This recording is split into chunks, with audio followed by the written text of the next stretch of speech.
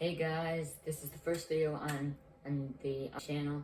I'm Epmock, and this is video 1 in a series about the lore of the Kirby franchise, which I'm very excited about. Admittedly, this is partly for a school project, so don't expect the most consistent upload schedule. Different videos will be on different aspects. This video will be more about what information we can consider is most trustworthy in terms of what counts as canon, and also some of the more foundational aspects of the lore that you might want to keep an eye on before you go more in depth. So, for what counts as a trustworthy source, of course you've got the games, but like dialogue, cutscenes, like visual and musical stuff, but also like in the Kirby series, when you pause the game, it's a little description about like the copy ability Kirby has, or maybe about the boss. Some of it's flavor text, some of it's for different versions or different phases of the boss. Will give you pieces of a puzzle to a larger backstory or lore that is vital to understand that character, or in the case of Kirby and the Forgotten Lands, they relocated the pause screen descriptions to the collectible gotcha figures. Trustworthy Sources Edition. English translations don't always have enough space in like the pause screens to fit out its direct translations, so they sometimes change the text, sometimes minor details, sometimes drastically. Star Ally saying Susie's continuing her father's work, which, oof. So I'll try and go for Japanese translations when possible. Then you've also got like interviews and like official statements about different things. Then there are some common theories, like Bandana Waddle Dee being the same Waddle Dee from Kirby 64. It's not confirmed canon, but a lot of people accept it as canon, or like what the heavily implied origin or true nature of Kirby himself, which is a twist that will shock many of you to your core, but I'm saving that for a different video. So, for the ancients, there's the technological ancients and the magical ancients. Those were the two factions. Together, they made a lot of important artifacts, like officially confirmed we have the Lore Star Cutter, Master Crown, Jamba Heart, Heart Spears, and possibly the Fountain of Dreams and Star Odd, but again, that's just a guess from the quote, fountain that can bring dreams to life, which could be metaphorical or could be literal, in which case we have to completely change our understanding of Fountain of Dreams. But they've also made the Clockwork stars, which are important, more so than some other things, but those are for a later video. But there are some things that are not confirmed to have been made by them, but they had to have come from somewhere, like the Dimension Mirror, probably the Sparkling Stars, maybe the technological ancient stuff behind the Forgotten Land and / New World, whatever you want to call it. And then the magic socks from Kirby's Epic Yarn. Because yes, I'm doing spin-offs, you ding-dongs. We're going there. But to what happened to the ancients. So this great evil threat showed up, and they were scared. So they sent out to the 4 heroes of yore. We only have a confirmation of not official statements, but that's in a spin-off game that takes place in a different dimension. We'll get to those later. One character as a boss is shown to be using heart spears, which were used to seal away the great evil in the Jamba Heart. So it's probably them, one of them.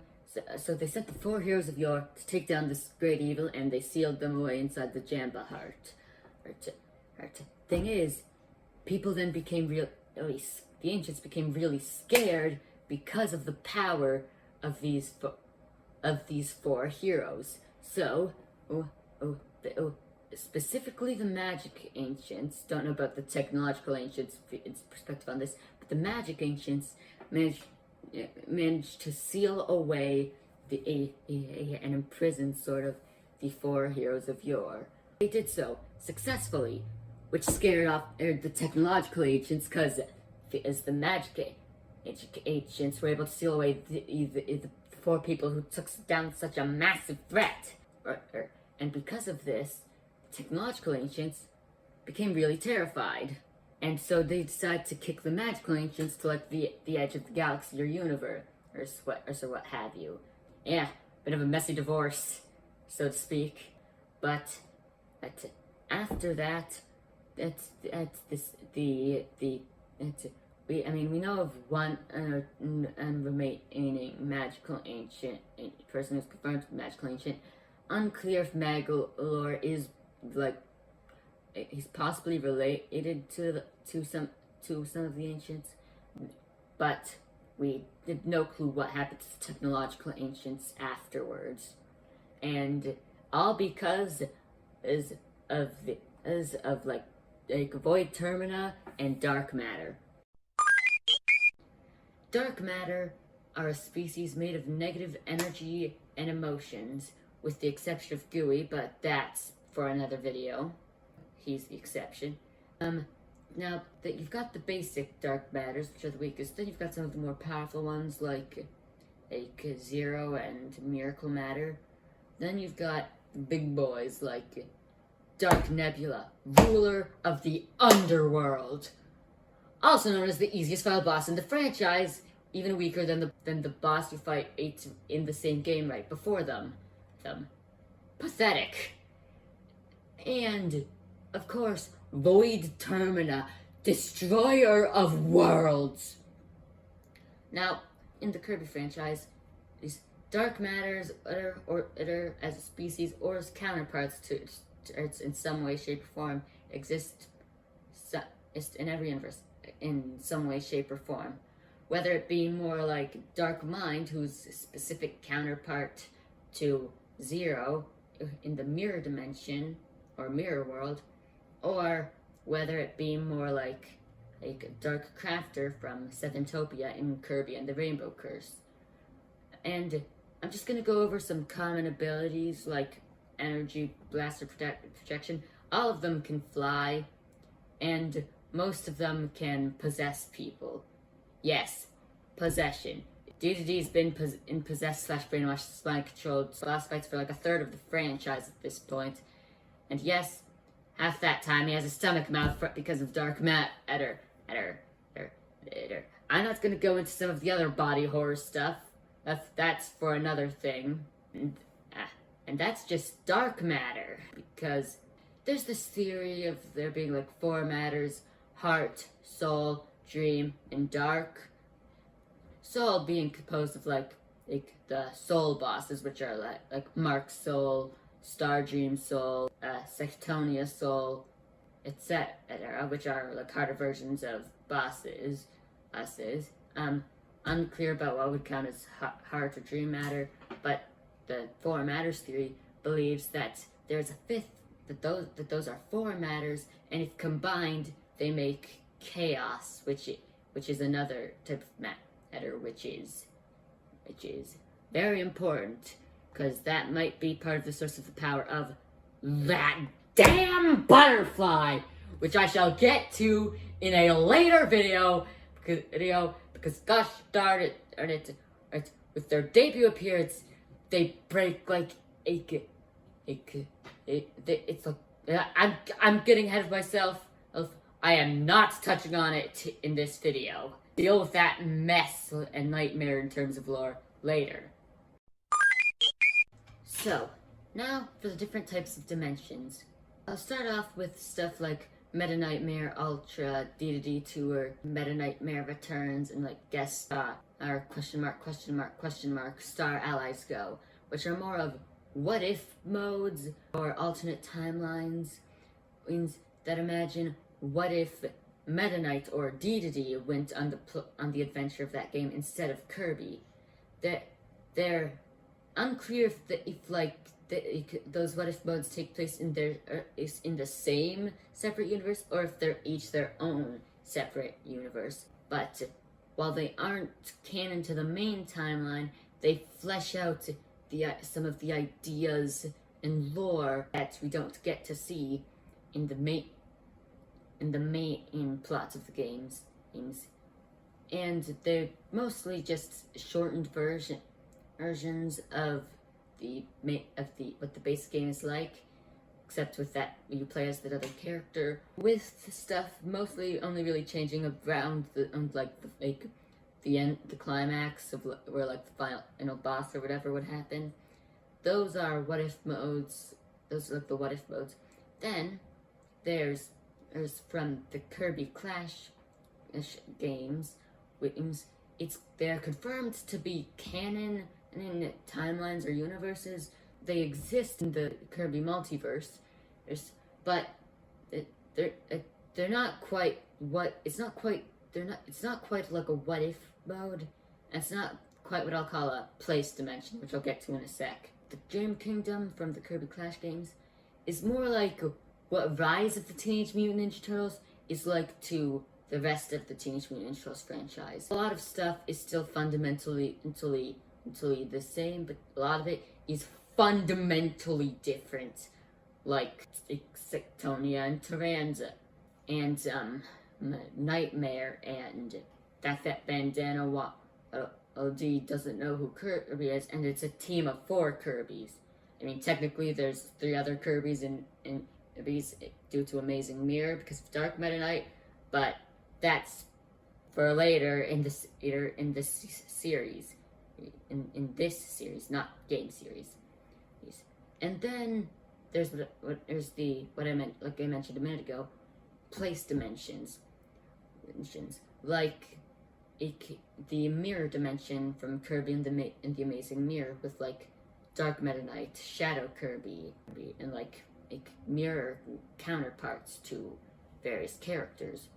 Then you've got Kirby and the Forgotten Land, the New World or Forgotten Land, which is not like the mirror dimension with like reflections. It's more like its own setting.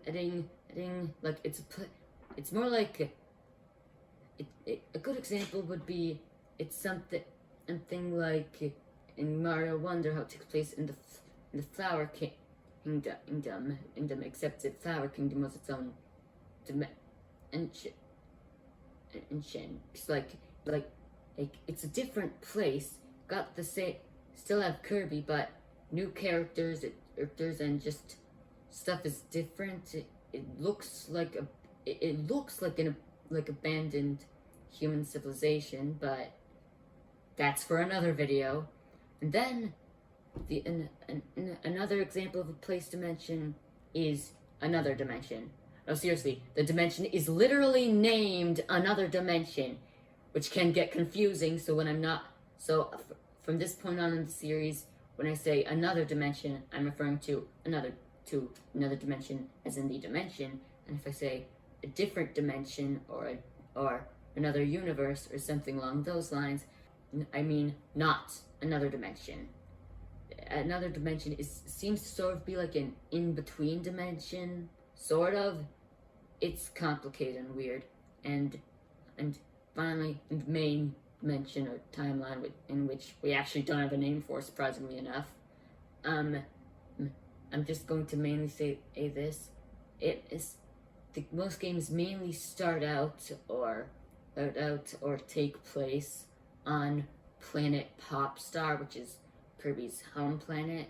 That's not where he came from. That's still widely theorized beyond and the only official statement where he came from being he showed up on a spring breeze in Dreamland. Seriously, it's only official direct statement of origin we've got. Alright, so to recap. Ancients, magical and technological, made a bunch of cool crap, crazy threat, 4 heroes, fear of 4 heroes, seal away, messy divorce / banishment of magic ancients. ancients disappear. Dark matter, negative emotions, all exist in every universe. Flight and possession. Form matter's theory, remember theory, heart, soul, dream, dark, combined they make chaos. Types of dimensions, alternate timelines, whatever Dream Kingdom Kirby Clash would be. Place dimensions. Most games start or take place on Planet Popstar. Now, that's it for this video. Be sure to like and subscribe if you want to see more. Because I want to get this YouTube thing rolling. This is Edmock signing off, and I'll see you in the next one, which will be on locations.